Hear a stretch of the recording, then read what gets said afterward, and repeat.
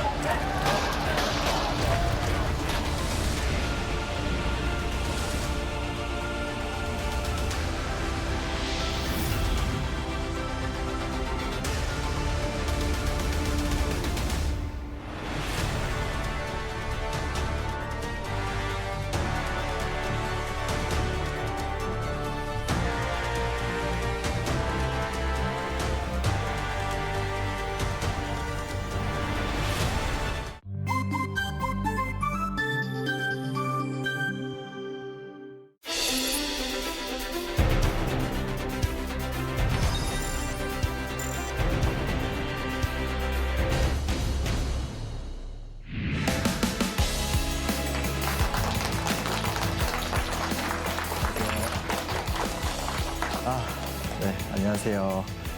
잘 아시다시피 올해가 이제 부마항쟁 40주년, 또 국가에서 공식적으로 이제 기념일로 지정된 해입니다. 하여튼 오늘의 얘기를 한번 좀 시작해 보도록 하겠습니다. 그래서 그냥 저부터도 그렇고 저와 함께 제 이야기를 들어주시는 분들한테 제가 간곡하게 한번 좀 드리고 싶은 말씀은 이 사건이 어떤 의미를 지니까, 그리고 우리가 부마 민주항쟁, 항쟁이라는 단어를 우리 한국 현대사에서 몇 개 안 쓰거든요. 6월 항쟁과 더불어서 대표적인 민주항쟁이자 또 민주혁명적인 사건이다라고 우리가 보게 되는데, 이것이 어떤 과정과 배경을 갖고 있고 또 이것이 미친 파장이 어땠는가에 대해서 한번 우리가 꼼꼼하게 좀 체크해 보면, 한편에서는 어떻게 보면 좀 잊혀진 항쟁인 부마 민주항쟁을 회복하고 기억할 수 있고, 또 한편에서는 오늘 우리가 살아가는 이 나라를 어떻게 또 더 좋은 나라로 만들어 갈 수 있는가에 대한 좋은 좀 상상력을 얻을 수 있지 않을까, 뭐 이런 의미에서 한번 좀 얘기를 준비해 봤고요. 그 이야기들에 대해서 시작해 보도록 하겠습니다. 일단은 두 가지 배경이 있습니다. 짧게는 70년대 때 유신체제가 무너진 거지만, 조금 넓게 보면 박정희 정권이 독재화되는 70년대 전체가 이렇게 엇나가는 그런 사건들이라 좀 볼 수 있게 되는데, 두 가지 그림으로 제가 한번 표현해 봤습니다. 요거는 우리가 잘 알고 있는 70년대 때 산업화의 모습입니다. 한국은 1960년대 때부터 본격적인 산업 발전을 시작했고, 60년대 때는 경공업, 70년대 때는 중화학공업이라는 사실 좀 쉴 틈 없이 달려오는 과정을 통해서 굉장히 급격한 변화들이 있었죠. 그때 이제 뭐 서울, 강남 같은 곳이 막 개발이 되기도 하고, 그로 인한 부작용으로 막 땅 투기 같은 것들이 횡행하면서 여러 좀 경제 모순도 생기고 하는데, 그냥 일단 머릿속에 우리가 좀 가져야 될 건 70년대라는 시간 자체가 이렇다라는 것들. 다음 그림을 보게 되면, 이제 이게 오늘 우리가 얘기하다가 굉장히 집중적으로 좀 탐구해 봐야 될 주제인데, 뭐 경제가 발전되고 사회가 변화하고 이 과정을 현재도 사실 좀 뜨거운 논쟁이잖아요. 박정희 시대 때의 경제 개발을 어떻게 봐야 될 것인가를 두고 사실은 벌써 30, 40년이 지난 얘기지만, 한쪽에선 굉장히 예찬하는 사람들이 있고 또 한쪽에선 굉장히 비판적으로 보는 사람들이 있는데, 뭐 여튼 공과 과라는 문제가 있으니까 그냥 뭐 이렇게 무조건 A 아니면 B 이렇게 딱 끝날 문제는 아닌 것 같지만, 문제는 뭐냐면 그런 식으로 대한민국이 변화하는 과정이 있는데, 그 변화하는 과정 속에서 사실상 이면에는 독재 정권, 권위주의 정권의 시스템이 공고화가 되고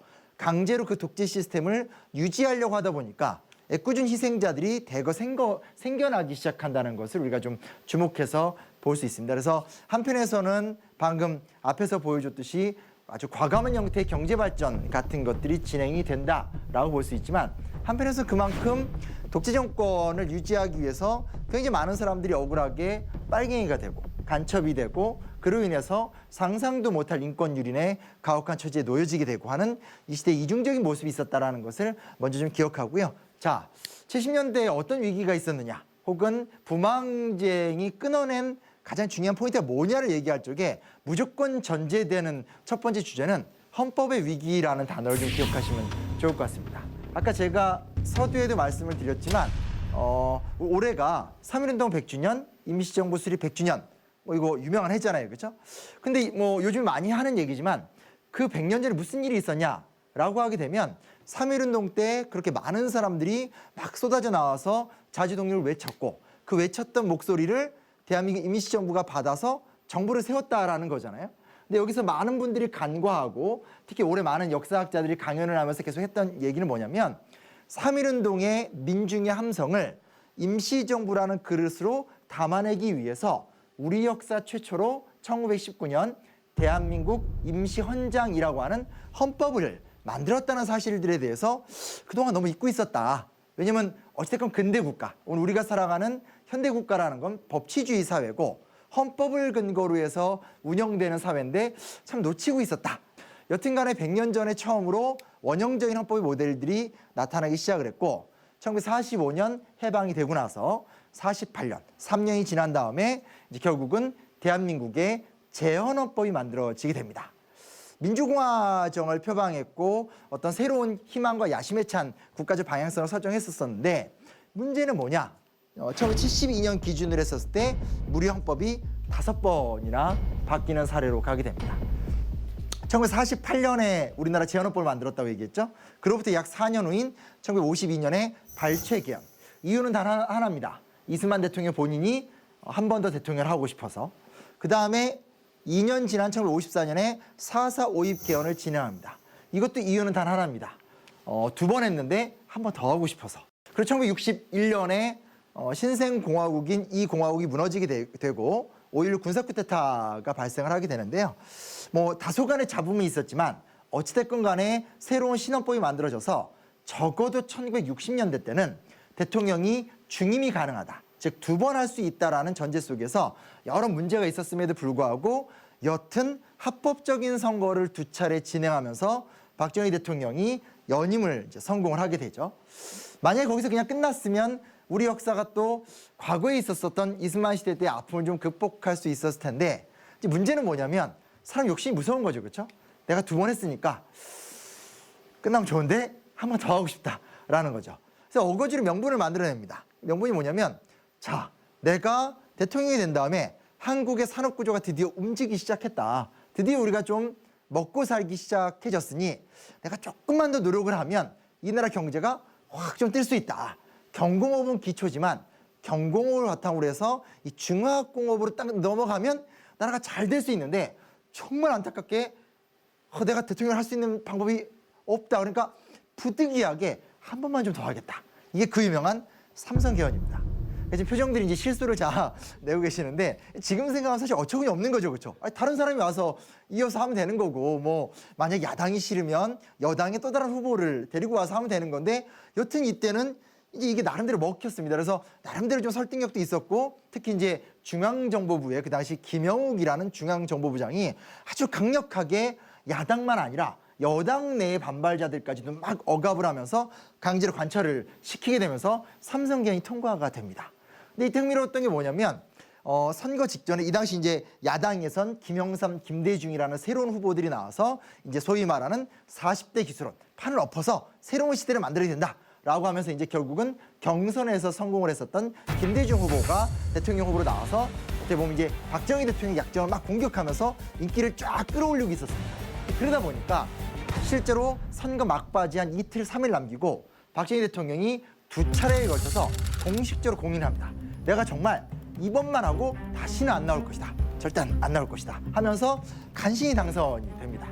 그러니까 본인이 이제 다시는 대통령으로 나오지 않는다라고 약속을 했잖아요. 그러니까 이제 정상적인 방법을 통해서는 대통령이 될 수가 없습니다. 그러다 보니까 잘 알다시피 1972년에 소위 말하는 유신체제라는 아주 불법적인 체제들을 만들어 나가게 된다라는 걸 좀 기억을 해볼 필요가 있는데 여튼 일단 유신체제에 대한 자세한 이야기를 하기 전에 중요한 건 뭐냐면 자, 1948년에 우리나라 최초의 헌법을 만들었습니다. 대한민국이라는 나라를 이끌고 갈 수 있는 그릇을 하나 만든 거죠. 근데 지금 1972년이면 48년에 만들어진 나라니까 아직 나라가 만들어진 지 얼마 안 됐죠. 그렇죠? 30년이 안 된 상태인데 그 사이에 5번이나 헌법이 바뀌었습니다.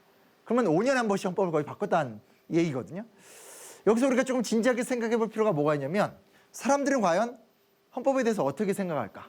헌법이라는 것은 국민의 권리를 보장해주고 국민을 지켜주고 또 대한민국이라는 나라 자체를 발전시켜주고 이런 도구로 느낄까요?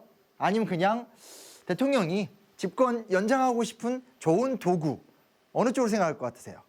그렇죠. 후자 쪽으로 갈 수 있습니다. 사실 이건 결정적인 문제입니다. 왜냐하면 어찌됐건 근현대, 현대 국가의 시스템은 헌법에 근거한 법률로 통치하는 사회이기 때문에 헌법이 우리 거야, 헌법이 국민 거야 이렇게 느껴야지만 사람들이 법적 감수성을 갖고 이것저것 요구할 수 있는데 그러지 못한 역사를 써내려간 거죠.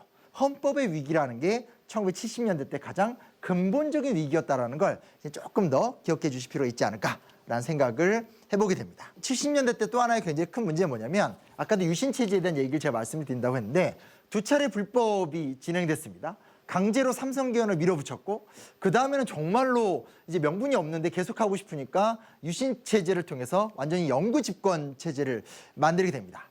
그리고 무엇보다 더 큰 문제는 뭐냐면 너무나 대통령이 되는 과정이 불법적이었었기 때문에 그 불법적이었던 것들을 유지하기 위해서라도 때에 따라서 즉 인기가 하락하거나 정권의 정당성 위기가 몰려들게 되면 사람들이 딴 생각을 하는 걸 막기 위해서 사건들을 하나씩 이렇게 조작을 하기 시작합니다. 이게 우리가 잘 알고 있는 용공 조작 사건인 거죠. 평범한 사람들을 갖다가 어느 날 빨갱이로 둔갑을 시켜서 그 사람들이 주도했던 어떤 간첩 사건 같은 것들을 크게 터뜨리면서 사람들이 어떤 분단체제 하에서의 북한에 대한 적대의식 같은 것들을 확 이제 막 불러일으키고 그 속에서 정말 이렇게 나라를 살려야 되겠구나 뭐 이러면서 대통령이 이끄는 독재체제에 순응하게 만드는 이런 형태의 인권 유린이 반복되던 것들이 또 이때 시대한 모습들입니다. 일단 첫째는 문제 뭐냐 보시면 여기 제가 써놨지만 중앙정보부와 보안사 그리고 경찰 이런 말을 써놨습니다.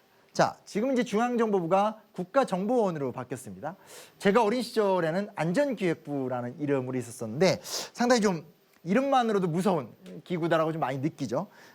정보기관. 사실은 정보기관이라는 게 외국으로부터 어떤 위협들을 외부로부터의 위협을 막아내면서 국가를 지켜나가야 되는 건데 안타깝게도 우리나라의 정보기관이 갖고 있었던 약점이라는 건 외부만이 아니라 내부에서 저항하는 세력들을 탄압하는 역할을 했었다라는 거. 보안사는 군대 내에 있는 군대 내 정보기관을 얘기합니다. 지금은 기무사라는 이름이 됐고요. 조금 냉정하게 생각하면 우리를 지켜주고 보호해야 될 국가기관이 국민들을 억압하는 역할을 했다라는 것들, 즉 국가기관이 국민들을 위해서 존재하는 것이 아니라 권력을 위해서 존재한다. 권력의 앞잡이가 됐다. 이것이 이제 소위 말하는 한국의 권력기관이 갖고 있는 태생적인 좀 문제점으로도 우리가 좀 생각해 볼 수 있습니다. 지금 정권의 약간 위기인데 이 정권의 위기가 있을 적에 딱 어떤 사건이 터져주면 좋은데 사건이 없는 겁니다. 그럴 때 이제 그냥 엄한 사람들을 끌고 와서 빨갱이로 만들게 되는 거죠. 근데 문제는 뭐냐면 그 사람들이 그냥 평범하게 살던 뭐 어부, 농민, 뭐 노동자 이런 사람들인데 사실상 자신들이 무슨 그런 활동을 했던 적이 없잖아요. 했던 적이 없는 사람을 했다라고 고백하게 만드는 유일한 수단은 고문입니다. 고문. 근데 여기서 하나 또 흥미로운 게 뭐가 있냐면 고문의 대상자가 누구냐라는 것을 우리가 생각해 볼 수 있는데 대부분 사회적 약자들이었다라는 겁니다. 그러니까 이런 거죠. 되게 잘 나가고 이 사회의 기득권층이고 이 사회에서 중요한 역할을 감당하는 사람들을 어느 날 갑자기 끌고 가서 용공 조작을 하지는 않습니다. 많은 인권 유린과 희생자들이 있었는데 그 인권 유린과 희생을 당했던 사람들은 어떤 사람들이었을까? 이런 생각들도 하나 좀 이렇게 잡고 가면 좋을 것 같고요. 이런 거죠. 뭐 개헌을 막 했어요. 강제헌법을 막 뜯어고쳤고 그리고 상황에 따라서 국가에 있는 아주 좀 소수의 사람들을 끄집어내서 막 고문하면서 체제의 정당성을 강제로 만들었습니다. 그럭저럭 버텨요. 근데 문제는 뭐냐면 70년대로 들어가면서 초기에는 그럭저럭 괜찮았었는데 내외부에서 소위 말하는 불법적인 집권 정당성, 불법적으로 내가 권력을 유지하고 있는 것에 대한 명분을 떠받들어졌던 그 토대가 흔들리는 것도 하나의 굉장히 좀 심각한 문제라고 할 수 있는데 자 여기 보면 두 차례 석유파동이란 말이 나옵니다. 1970년대 중반, 73년, 74년 사이에 1차 석유파동이 있었고요. 그리고 78년부터 80년 사이에 2차 석유파동이 있습니다. 이건 외부적인 요소입니다. 1차 석유파동은 이것도 아마 조금 연배가 있으신 분들은 기억하시겠지만 중동 진출을 통해서 어떻게 또 이렇게 한번 넘어갑니다. 때마침 중동에서 건설붐이 일어나니까 그런 방식을 통해서 우리가 한번 넘은 건데 문제는 뭐냐? 2차 석유파동이 생겼었을 땐 정말로 심각한 위기에 처해지게 됩니다. 즉 급박한 경제 성장과 경제 성장을 좀 무리하게 추진하는 정책 자체가 국제사회의 어떤 유가 변동을 비롯한 국제 경기 변동과 충돌을 하게 되면서 체제의 정당성, 나는 비록 불법이지만 경제만큼은 성공시키겠어라고 하는 어떤 그런 모습의 정당성 위기를 역으로 갖고 오게 된다는 것도 우리가 좀 하나 기억하면 좋을 것 같고요. 중복 투자 문제는 생각보다 좀 심각했었습니다. 지금 다 잊혀진 얘기인데요. 70년대 때 야당 의원들이 제일 많이 하던 얘기가 뭐냐면 외채 망국론, 외국 돈 빌려 끌어다 쓰다가 이러다 나라 망한다, 이 얘기입니다. 박정희 정권의 경제 성장에 대해서 굉장히 많은 입장이 있긴 하지만 공통적으로 인정하는 게 뭐냐면 외국에서 차관을 들여오죠. 그러니까 차관이라는 건 돈을 이자를 주고 빌린다는 겁니다. 차관을 들여와서 그 돈을 국내 기업들한테 나눠주고 다시 국내 기업이 이윤을 창출한 다음에 그 이윤을 회수해서 차관을 갚는 구조. 적어도 이 시스템에 대해서는 박정희 정부가 대체적으로 잘했다라는 거에 대해서 좀 일치를 하거든요. 근데 문제 뭐냐? 60년대나 적어도 70년대 중반까지는 그럭저럭 시스템이 운영이 되어 왔었는데 70년대 중반을 넘어가면서부터 무리하게 경제 성장을 시키고 또 대통령 본인도 집권이 이때쯤 되면 15년이 넘어버리거든요. 그러니까 이것도 좀 적당히 해야지 어떻게 보면 좀 통치의 감도 약간 잃고 좀 완고해지고 이러면서 집중적인 중복 투자들이 굉장히 많이 일어나기 시작합니다. 소위 말하는 10분의 1 원리인 거죠. 내가 기업들한테 차관을 빌려주는 대가로 빌려준 자금의 10분의 1을 정치 자금으로 다시 내놔라. 뭐 이런 식의 어떤 정경유착 구조가 굉장히 심각하게 누적이 되니까 나중에 가면 이제 이런 현상이 되는 거죠. 자, 제가 관료입니다. 뭐 박정희 대통령이 직접 돈을 나눠주는 건 아니니까 소위 말하는 차관을 대출해 줄 수 있는 위치에 있는 고위 공무원입니다. 그러면 기업인들이 와가지고 뒷돈을 막 속된 말로 찔러주게 되죠. 근데 이게 이제 그러면서 점점점 객관성을 상실하게 되는 거죠. 많이 찔러주면 빌려주고 적게 주면 안 주고. 근데 문제는 많이 찔러준 기업이 부실한 기업이면 이 돈은 문제가 생기게 되고. 근데 내가 뒷돈을 받았기 때문에 문제가 생긴 기업이더라도 뭐 모른 척 해줄 수밖에 없게 되고. 각종 정경유착과 부정부패 문제가 심각해지게 됩니다. 네 번째 뭐냐? 분배되지 않는 성장정책이란 말을 쓰게 되는데 이것도 굉장히 좀 중요한 문제가 됩니다. 70년대를 생각하면 우리가 제일 잘 알고 있는 얘기가 뭡니까? 복부임, 땅 투기, 강남 개발, 아파트 뭐 이런 것들이죠. 그래서 제가 어디 가면서도 항상 좀 자주 이야기하는 거지만 단적 예를 들면 국토교통부에 현재 남아있는 자료들을 보게 되면 1960년대 중반부터 1970년대 중반 사이에 강남의 땅값이 얼마 오른 줄 아세요? 이럴 때는 한번 대강 찍어주시는 게 되게 좋을 거예요. 네? 1600배. 그렇게 정확하게 맞추시면 제가 굉장히 힘들어집니다. 그러시면 안 돼요. 이럴 때 약간 틀려주셔야 저희가 이렇게 보는 건데 어떻게 이렇게 정확하게 아셨습니까? 맞습니다. 무려 1600배가 올라갑니다. 이게 사실은 상상을 초월하는 금액이에요. 투기라든지 투자라는 이름의 어떤 그런 가진 사람들 위주의 분배 정책이 일어나 버리니까 경제 성장의 열매가 공정하게 나눠지지 않는 거죠. 그로 인해서 생기게 되는 여러 가지 문제들. 여공들이 와가지고 일하면 실제로 점심시간 없죠. 그리고 뭐 토요일, 일요일 날 쉬는 날 없죠. 잔업, 야근, 잔업, 야근. 나중에 가면 알약이나 주사같이 잠 안 오는 약 먹으면서 노동하죠. 그런데 그로 인해서 받게 되는 임금은 정말 쥐꼬리만 하고 아니면 그러면 서울에서 공장 생활하는 거 너무 힘들다. 그럼 그냥 시골에서 농사 지으면 되는데 이게 또 저고가 정책이잖아요. 그러니까 쌀값을 안 올리니까 지방에서 아무리 열심히 농사를 지어도 이게 뭔가 부의 창달로 안 이루어지고 이런 어떤 왜곡된 경제 구조 같은 모순들이 계속 다 드러나게 됩니다. 그래서 지금 한 세 가지 테마를 보시면 알겠지만 이게 우리가 그냥 어느 날 박정희라는 존재가 대통령 오래 해먹고 싶어가지고 막 강제로 임기를 연장했고 그 임기 연장이 그냥 화가 나서 부마 민주항쟁이 일어났다. 이렇게 보시면 좀 안 된다라는 거죠. 왜 집권 연장을 했느냐라고 했을 때 그리고 1970년대라는 사회적 특수성을 좀 생각해 본다라면 부마 민주항쟁이 무엇을 끊어냈는가에 대한 좀 의미가 좀 정확해진다라는 특징이 있으니까요. 그럼 이 안에서 영상을 하나 좀 보면서 이 과정 속에서 어떤 사건들이 이루어진지 한번 좀 같이 좀 살펴보도록 하겠습니다. 1979년 8월 9일 부마 항쟁에 직접적 도화선이 되는 사건이 발생한다. 이른바 YH 사건.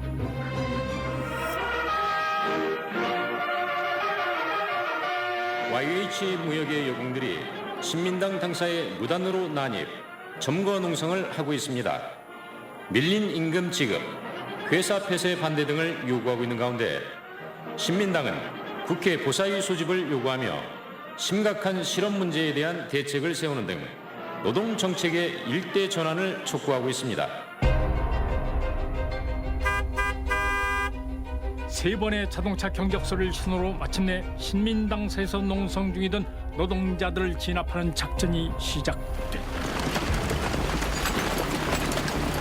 1000명의 경찰 병력은 겨우 180여 명이 농성 중이던 야당 당사로 들어갔고 농성 중이던 노동자들은 경찰이 휘두른 곤봉에 맞아 살이 찢어진 채로 끌려나왔다. 시위 진압에 소요된 시간은 총 23분.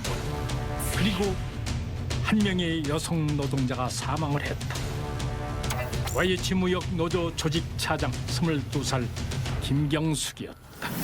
독재 정권 물러가라! 물러가라! 물러가라! 언론 자유 보장하라! 보장하라! 보장하라! 유신 체제 철폐하라! 철폐하라! 철폐하라! 그것은 거대한 역사의 시작이었다. 민주주의를 향한 열망은 남포동, 광복동, 충무동, 국제시장 등 부산의 시내 중심가에서 폭발적으로 터져나왔다.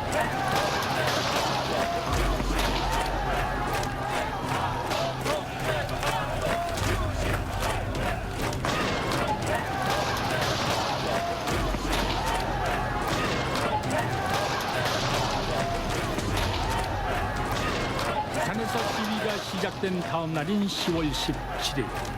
이날은 공교롭게도 유신 선포 7주년을 맞는 날이었다. 경남대 방송국에서 알립니다. 오늘부터 학교 당국의 사정에 의해 무기한 휴교합니다. 이 방송을 듣는 즉시 귀가하여 주십시오. 무기한 휴교령은 오히려 시위를 앞당기는 기폭제가 됐다.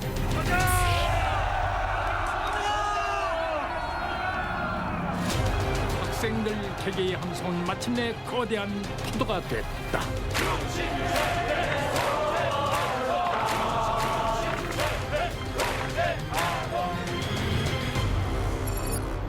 짧게 영상에서 이해가 되시죠? 이 시점에 이제 세 가지 사건이 터진다고 보시면 됩니다. 첫째는 이제 방금 앞에 나왔었던 YH 사건입니다. 사실 이게 이렇게 큰 사건이 될 줄 몰랐어요. 이게 지금 가면 서울시 면목동에 이제 병원 자리가 이제 YH 무역 상사인데 지금 나왔듯이 여공들의 너무나 힘든 처지 속에서 저항을 했던 사건이고 공교롭게도 그들이 자신들에 대한 권리 요구를 하기 위해서 결국은 신민당사에 가서 농성을 하게 됐고 신민당사에서 농성하던 과정 중에 경찰력이 진압이 됐죠. 진압하는 과정 속에서 아까 나왔듯이 김경숙 씨가 이제 죽게 되기도 하고 근데 이게 신민당사였었기 때문에 그 안에 있었던 국회의원과 기자들이 함께 폭행을 당하면서 굉장히 좀 심각한 문제로 발전하게 되는 모습들이 있게 되고요. 김영삼 의원직 제명 사건이라는 굉장히 큰 사건이 터지게 됩니다. 1차적으로는 선명야당, 유신체제에 대해서 진정성 있는 저항을 해나가겠다라고 표방을 했었던 상황이었었고 그런 어떤 강력한 민주주의에 대한 열망을 드러냈었던 최연소 야당 총재로서 김영삼 총재가 큰 활약을 하고 있었던 상황에서 YH 무역 사건이 터지면서 갈등이 더 심각해질 수밖에 없죠. 그리고 이 과정 속에서 김영삼 총재가 내렸었던 결정이 뭐였냐면 뉴욕타임즈랑 인터뷰를 합니다. 인터뷰 과정 속에서 이게 인터뷰 내용입니다. 조금 줄인 건데 그때 결론은 미국은 독재 정권과 그러니까 박정희 정권을 얘기하는 거죠. 그리고 민주주의를 열망하는 다수의 한국 국민들 중에서 하나를 선택해야 할 때가 되었다. 그러니까 미국한테 직접적으로 요구를 하는 겁니다. 지금 보기에 이 나라가 정상적인 국가가 아니고 민주공화국으로서의 정체성을 잃었기 때문에 미국이 직접 개입을 해서라도 박정희 정권을 무너뜨려 달라라는 식의 아주 도발적인 인터뷰를 하게 됩니다. 그리고 이거를 문제 삼아서 강제로 우리 역사상 초유의 사실상 현재까지 유일합니다. 국회의원을 강제로 제명하는 사건이 터지게 되죠. 이때 아마 기억하시는 제일 유명한 말은 닭의 모가지를 비틀어도 새벽은 온다. 그렇게 말씀을 잘 못하신다라고 하는 걸로 유명하시지만 어쨌든 참 그런 명언들을 많이 남기셨었는데 얼마 전까지만 하더라도 우리나라 이제 휘감은 정서 중에 하나가 이제 지역 감정이라는 게 좀 분명히 있잖아요. 참 역사적인 게 뭐냐면 지역 감정이 거꾸로 특정한 지역을 기반으로 한 정치인을 위기에 몰아넣었을 때 민주항쟁과 이렇게 맞붙으면서 민주항쟁이 또 추진력이 되어가는 좀 그런 독특한 모습이 이때 좀 나타났다라고 봐도 좋으실 것 같습니다. 그리고 방금 영상에서 보여줬던 것처럼 부마항쟁이 진행이 되는 거죠. 지금 오늘 여기가 되게 의미 있는 장소잖아요. 경남대학교가 이제 마산에서 항쟁이 촉발된 곳인데 당시 시위를 주도했던 분들의 회고를 따르면 전혀 예상하지 못했다고 해요. 왜냐면 너무나 서슬퍼렀던 시대였었고 실제로 뭐 학동지, 하구요 뭐 이렇게 시위하기 전에 하구요 어쩌고 합시다 이렇게 얘기하기 전에 확 하면 이제 막 경찰들이 와서 잡아가고 이럴 정도로 해서 유신체제 때 정말 이렇게 제대로 된 투쟁이나 저항을 못했다고 하는 상황이었었는데 그냥 한번 이렇게 들고 일어나니까 예상치 못하게 수천 명의 대학생들이 함께 호응하면서 또 가두 시위까지 벌이게 되고 다음날 부마항쟁의 어떤 진행 과정들을 보게 되면 거리에서 자발적으로 일반 시민들이 참여하게 되면서 이분들이 이제 소위 말하는 그냥 시위만 하신 것이 아니라 경찰서, 언론사 이런 곳을 직접 습격도 합니다. 근데 그때 습격했던 곳을 보게 되면 그냥 단순하게 화가 나서 아무데나 막 공격했던 것이 아니고 그 당시 유신체제에 협력했었던 진실을 절대로 보도하지 않는 언론기관 그리고 권력의 수족이 돼서 권력자의 입맛에 맞춰서 행동하고 있는 어떤 그런 하위 권력기관을 직접 공격하는 모습들이 나타나게 되죠. 근데 문제는 뭐냐면 그런 과정이 먼저 부산에서 진행돼서 최종적으로 약 5만 명 정도의 시민들이 참여하게 되고 같은 유형으로 마산에서도 진행이 되게 되는데 이 과정 속에서 우리가 많이 놓치고 있는 게 뭐가 있냐면 공수여단이 투입됐다라는 겁니다. 2개 부대 이상의 공수여단이 투입됩니다. 왜냐하면 처음에 경찰들을 투입했는데 경찰이 막아내지 못합니다. 경찰이 막아내지 못하니까 공수여단이 투입되고 최근에 얼마 전에 밝혀진 사실이지만 그때 보안사령관 전두환 씨도 이곳에 와서 작전을 관찰하고 갔었다. 군이 들어왔었고 군이 광주에서처럼 직접 총을 쏘거나 사람들을 무력 진압하지는 않았지만 적어도 지나가는 시민들을 마구 가격을 해서 폭행을 한다라든지 혹은 군에 의한 무력 진압 같은 것들이 진행됐다는 것만큼은 좀 분명합니다. 그러니까 무슨 얘기냐? 혼란스러운 상황을 군대가 직접 들어와서 개머리판으로 때리고 짓누르고 위협사격 같은 걸 하면서 상황을 무마시켰다는 것. 즉 국가를 지켜야 될 군이 직접 폭력적 개입을 했었던 사건이 이곳에서 먼저 시작됐다는 것이 굉장히 좀 중요한 부분이라고 볼 수 있습니다. 물론 우리 역사 전체를 보면 계엄령이 선포가 돼서 시내 곳곳에 군이 들어온 경우는 너무 많습니다. 근데 그냥 단순하게 치안을 유지하는 것과 그게 아니라 민주항쟁을 하고 있는 상태에서 군이 민주항쟁을 진압한다는 건 전혀 다른 문제잖아요. 근데 이 부마항쟁이 갖고 있는 가장 좀 중요한 부분 중 하나가 뭐냐면 민주항쟁을 군대가 직접 진압했다라는 거고 그 다음에 일어나게 될 5.18 광주에서는 이제 군이 직접 무력을 쓰게 되는 아주 우리 역사의 최악의 국면들이 나타나게 되는 거죠. 자, 근데 참 이게 뭐라고 할 수 있을까요? 이게 앞에 쌓여진 얘기는 되게 많습니다. 체제적인 부분들, 헌법적인 부분들 쌓여진 건 많은데 항쟁 자체는 오래 가진 않았거든요. 일주일을 못 갔잖아요. 근데 항쟁이 진행되는 과정 중에 전혀 예상치 못한 변수가 생깁니다. 유신체제가 갑자기 좀 끝나게 되는 희한한 상황을 좀 전환하게 되는데 이것도 우리가 영상을 보고 제가 좀 얘기를 이어가 보도록 하겠습니다. 비가 오면 생각나는 그 사람. 이 자리에는 대통령 박정희와 중앙정보부장 김재규 그리고 경호실장 차지철과 대통령 비서실장 김계원이 있었다. 이 부산 마산에서 일어났던 데모 사태만 해도 그래. 이 난민전이 연계된 거다 하면 확실하게 밀어붙이면 될 일 아닌가? 경찰서 불지르고 경찰 차량 파괴하고 이 모두 다 체제에 대한 저항과 정부에 대한 불신이. 그러면 발표를 하면 되잖아. 이 발표하면 그 발표 명령은 내가 직접 내린다고 했잖아. 그렇게 해서 잡힐 괴제가 아닙니다. 자칫 잘못했다가는 대한민국 전역으로 한 명을 잡아서 안 되면 2명을 잡고 그 2명을 잡아서 안 되면 3명을 잡고 반항하는 이 새끼들은 전부 땡크로 눌러버려야 합니다. 야, 차 실장. 그렇게 해서 나머지 국민들이 잘 살면 그것도 좋은 일 아닙니까? 10월 26일 오후 7시 30분경 김재규는 중앙정보부장 수행비서 박흥주와 중앙정보부 의전과장 박선호를 부른다. 그리고 사랑해 당신을. 김재규는 다시 만찬장으로 들어왔고 아이, 왜 그렇게 정신없이 왔다 갔다 해? 응? 앉아, 한 잔 받으라고. 그 순간 김재규는 발터 PPK 소총을 꺼내 쐈. 첫 발은 차지철의 오른팔에 맞았다. 그리고 다른 한 발은 대통령 박정희의 가슴을 향해 쐈다. 박정희 사망 이후 모든 것이 빠르게 변하기 시작했다. 기업령은 전국으로 확대됐다.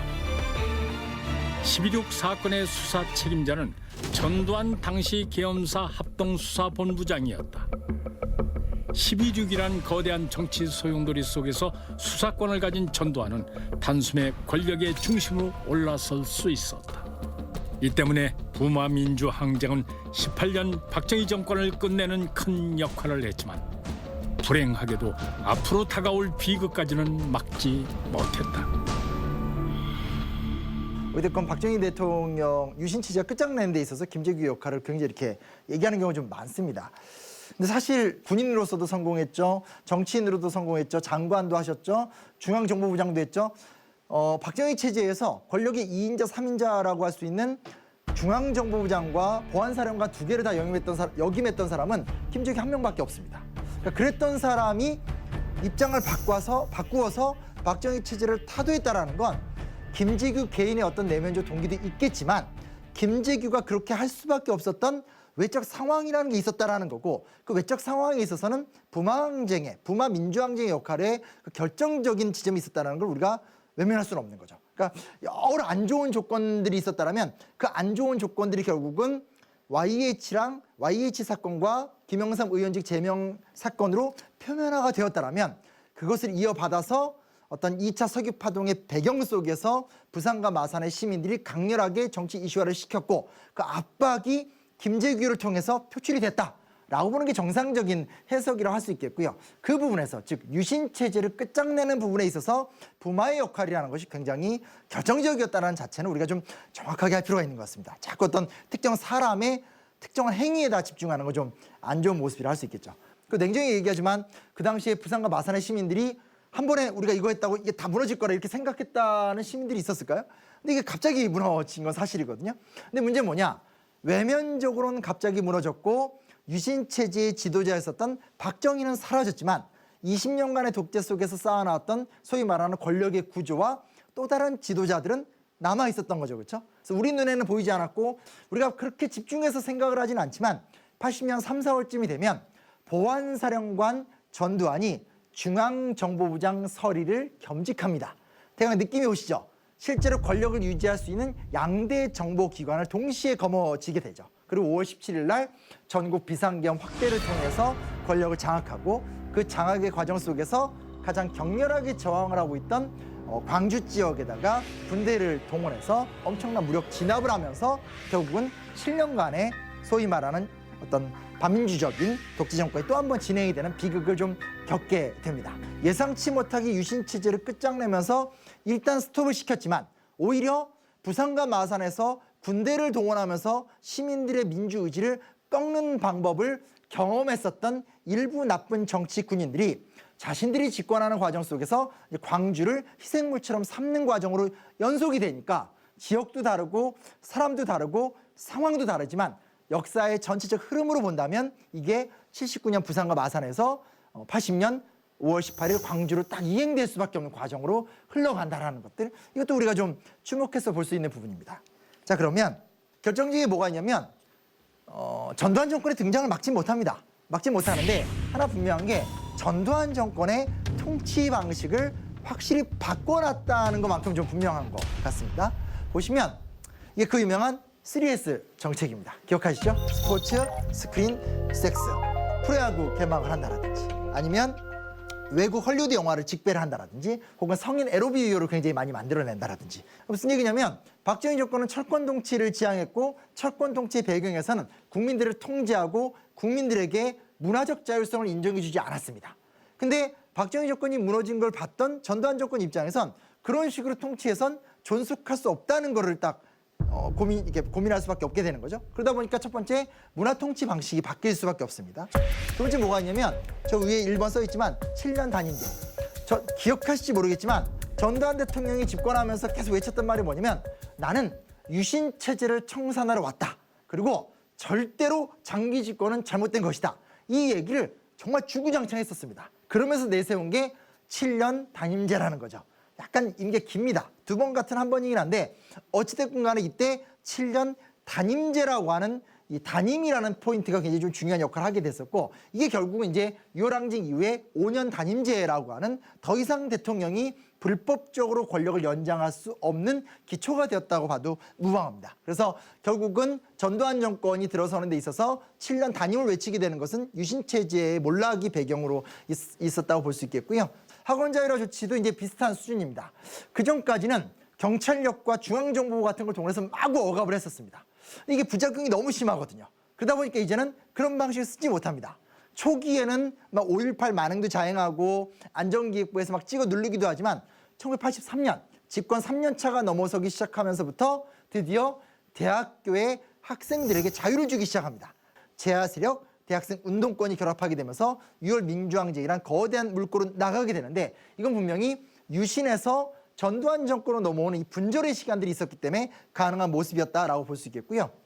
87년 군의 중립 유지는 정말 중요한 부분입니다. 이게 왜 중요하냐면 보세요. 79년에 군이 개입해서 총을 쏘지 않았지만 진압을 했잖아요.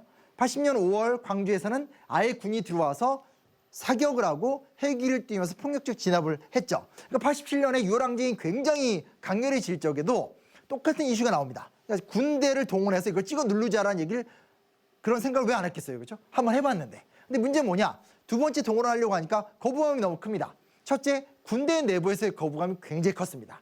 그러니까 소위 말하는 군 장성들이 어찌됐건 군대는 중립화를 유지해야 되는 거 아니냐라고 하면서 소위 말하는 집권층과 좀 다른 입장들을 보이기 시작했었고 애초에 79년과 80년에 희생이 있었기 때문에 유월항쟁이 굉장히 평화적으로 마무리될 수 있었다는 것도 우리가 좀 얘기해 볼 수 있게 되는 거죠. 그래서 결국은 기억하시겠지만 당시에 민정당 대표였었던 노태우 대표가 6.29 선언이라는 걸 발표합니다. 즉 완전한 형태의 민주주의로 가지 못했다 손 치더라도 79년 그날의 부산과 마산의 저항이라는 것이 1차적으로는 유신체제를 무너뜨렸고 2차적으로는 적어도 전두환 정권이 앞에 있었던 박정희 정권과는 다르게 통치할 수밖에 없었고 그 다른 통치 때문에 그 공간 기존에 없었던 민주주의의 공간이 만들어지면서 그 지점을 파고들어서 결국 유월항쟁이 성공적으로 끝나게 되면서 오늘날과 같은 민주주의 국가가 됐다. 이런 것도 우리가 좀 생각해 볼 수 있습니다. 현재 학교에서 이렇게 공식화시켜서 외우게 시킵니다. 1960년 4.5혁명, 그리고 79년 부마항쟁, 80년 5.18 광주 민주화운동, 그리고 87년 유월항쟁. 이 4개의 아주 굵직한 사건을 통해서 대한민국이 민주주의 국가가 되었다. 이게 공식적인 입장입니다. 이제 마무리격으로 이제 말씀을 드려야 될 것 같은데 아까 제가 제일 처음에 했었던 얘기 기억하시죠? 이걸 어떻게 우리가 이제는 그럼 재해석을 해서 이런 것을 경험하지 않은 세대들에게 물려줄 것인가 이게 사실은 굉장히 큰 고민입니다.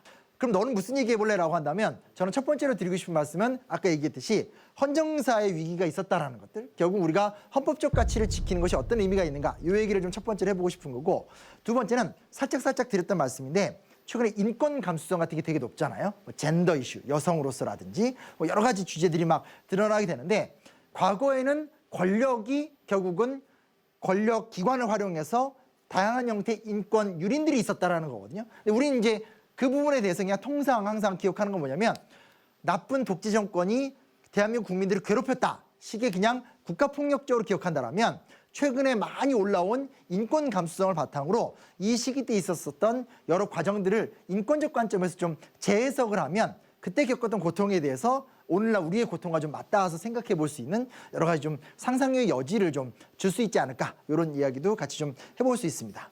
그럼 마지막은 그냥 민주주의 자체에 대한 얘기를 해볼 필요가 있죠. 왜냐하면 이때는 체제가 독재 체제여서 독재 체제를 무너뜨리느라고 우리의 민주주의적 역량을 구성해 나갔다면 이제 그런 체제는 없습니다. 그럼 이제 어떤 체제를 만들어갈 것이냐라는 기회를 갖게 되는 거잖아요. 그러면 우리가 앞으로 만들어갈 민주주의는 어떤 민주주의일까? 뭐 경제민주화일까? 아니면 보다 더 발전된 개인의 권리를 보장하는 시스템일까? 등등등 민주주의의 담론 자체를 활성화시키는 방안도 우리의 좀 고민거리가 좀 될 수 있을 것 같습니다. 사실은 뭐 40주년이 뭔 의미가 있습니까? 40주년, 41주년, 42주년 무조건 이게 다 의미가 있다고 생각하고요. 앞으로도 그동안 좀 잊혀진 기억들을 객관적으로 복원해서 설명하는 노력들은 진행이 돼야 되겠지만 더하기 이제 이것이 오늘 우리에게 어떤 상상력을 줄 수 있는가, 어떤 미래로 나가는 새로운 잣대가 될 수 있는가, 이런 부분에서도 같이 좀 고민하면서 해석하고 또 해석해서 사람들에게 좋은 민주주의 유산을 물려나가는 어떤 그런 이야기의 도구로 활용했으면 좋겠고, 아마 그런 것들이 79년에 용기 있게 나갔었던 그분들의 의지 속에 이미 들어가 있지 않을까, 이런 생각도 해보게 됩니다. 제 이야기는 이걸로 마치도록 하겠습니다. 들어주셔서 감사합니다.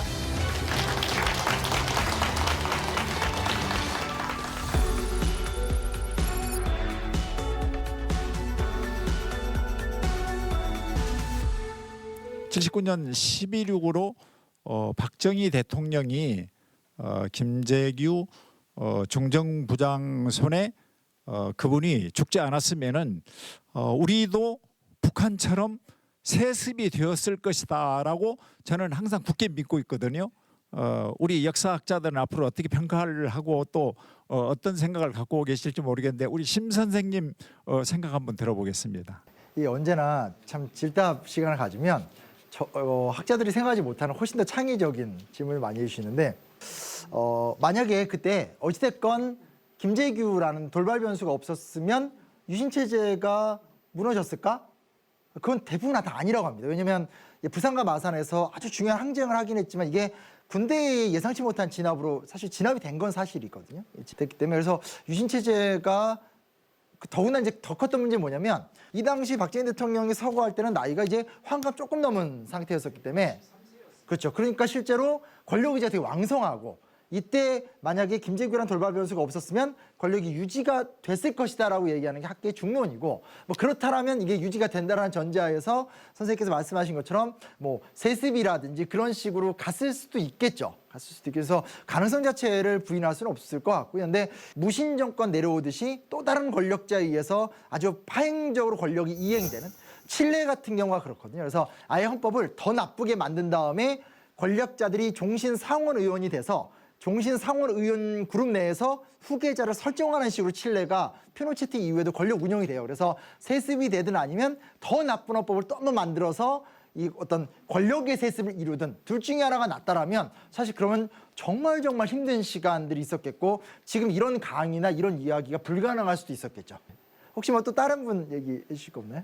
저는 부마항쟁과 강조항쟁은 하나의 쌍둥이 항쟁으로 봅니다. 부마항쟁 당시에도 그 박정희는 실제로 부산 마산 한 100만 정도는 죽이겠다고 이렇게 선언을 하고, 그리고 부마항쟁이 진압됐다고 하지만 우리 선생님께서는, 그러나 그 당시에 실제로 잠복기를 가졌지 그 부마가 다시 제2차 항쟁이 안 일어날 그런 경우는 아니었습니다. 실제로 부산에서 구체적으로 그런 움직임이 있었고요.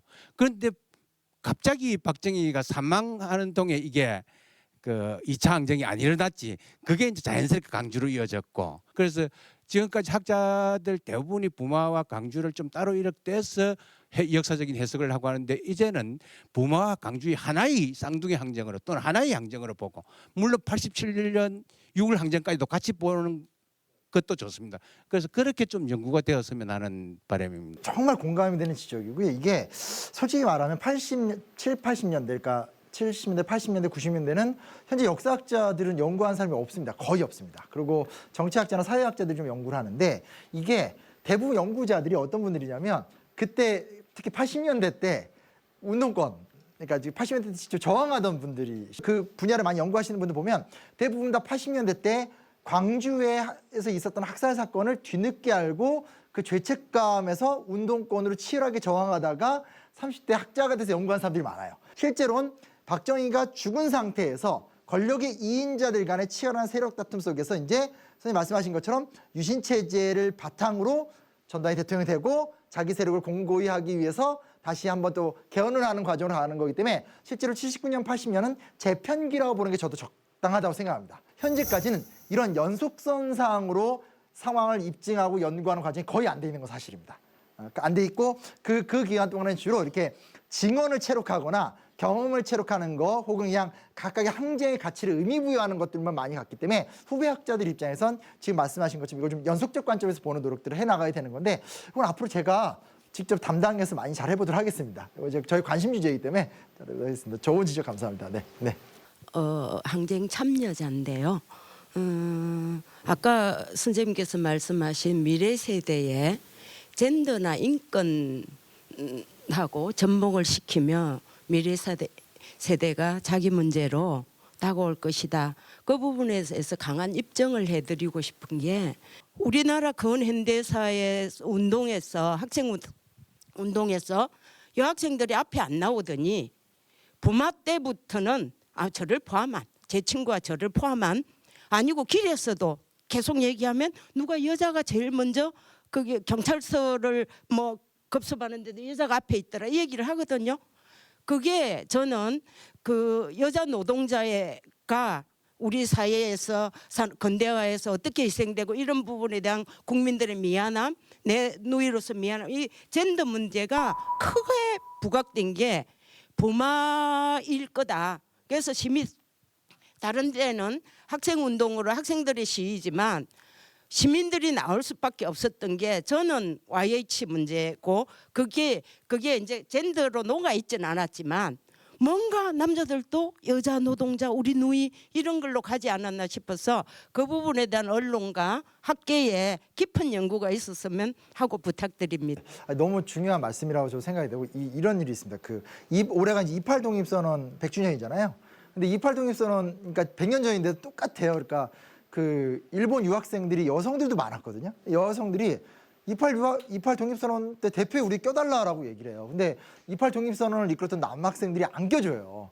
그래서 그때 김마리아 여사가 했던 유명한 말이 뭐냐면 술에도 2바퀴로 부른다. 왜 우리 빼냐. 싸워요. 왜 그때 물론 우리가 보통 노동운동하면 전태일을 많이 기억하지만 사실은 전태일도 소수의 기술자였고 여공들의 삶에 대한 양심적 반응으로 활동을 한 사람이거든요. 그리고 70년대 내내 저항했던 사람들은 동일방지 원풍모방 같은 여성 노동운동가들 솔직히 말하면 여공들이었고 그런 것들이 쌓여있는 상태에서 지금 말씀하신 것처럼 YH에도 얼마나 창의적인 결단이에요. 우리가 우리의 권리를 요구하는 데 있어서 어디를 가야 되냐 얘기할 적에 사실 능동적으로 신민당 당사를 선택했던 거니까 김영삼 입장에서 이렇게 끌려 나올 수밖에 없는 거거든요. 그러니까 서로 상호작용이 일어난 거죠. 그러니까 그런 부분이 정말 중요하다는 생각이 들고 그 의미에서는 어떻게 보면 김영삼이라는 어찌됐건 뭐 여러 공과가 있지만 이 지역이 낳은 아주 대단한 정치 거인이 유신체제를 무너뜨리는데 일조를 하는 데는 또 그 과정에는 여공들, 여성들의 강력한 힘이 있었기 때문에 또 그게 가능했다라는 것도 충분히 합리적인 추론인 거죠. 새로운 어떤 감각,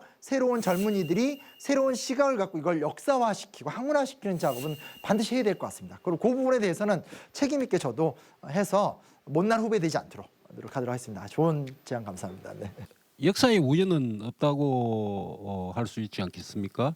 아까 11.6 그러니까 김재규 사건이 만약에 우연이라면 우연이 아니라고 한다면 아마 미국과의 관계가 뭐 그 우연이 아닌 것을 밝히는데 좀 중요한 역할을 하지 않을까 싶은데 뭐 별로 알려준 게 없어서 혹시 강사님께서 아시는 게 있다면 이게 그러니까 미국과의 관련성을 우리 사람들이 제일 궁금해하는데 미국과의 관련성에 뭔가 결정적인 얘기를 할 수 있는 문서적 근거는 현재까지는 한 개도 없습니다. 미국은 언제나 대외 정책을 설계할 적에 미국의 동맹국들에 대해서 기대하는 범위는 최악의 경우는 독재 반군 국가, 최선의 경우는 발전된 민주주의 국가, 요 범주거든요. 적어도 이런 것이 문서로 거의 안 나오는 이유가 뭐가 있냐면 한국에서의 민주화 운동은 독재 체제도 마찬가지지만 한국에서의 민주화 운동은 사실은 반미주의적이거나 미국이 만든 민주주의적 틀을 깨는 시도를 했던 적은 사실상 없기 때문에 관련된 문서도 거의 안 나오는 것 같아요. 앞으로도 거의 나올 것 같지는 않습니다. 너무 식견 있는 제안과 질문들을 해주셔서 감사하고요. 저도 그냥 단순하게 과거를 기억하고 전달하는 사람이 아니라 어떻게 하면 더 좋은 역사적 상상을 후배들과 교감하면서 이야기를 만들어갈 수 있을까를 고민하면서 실천하는 역사학자가 되도록 노력하겠습니다. 오늘 얘기 들어주셔서 감사합니다.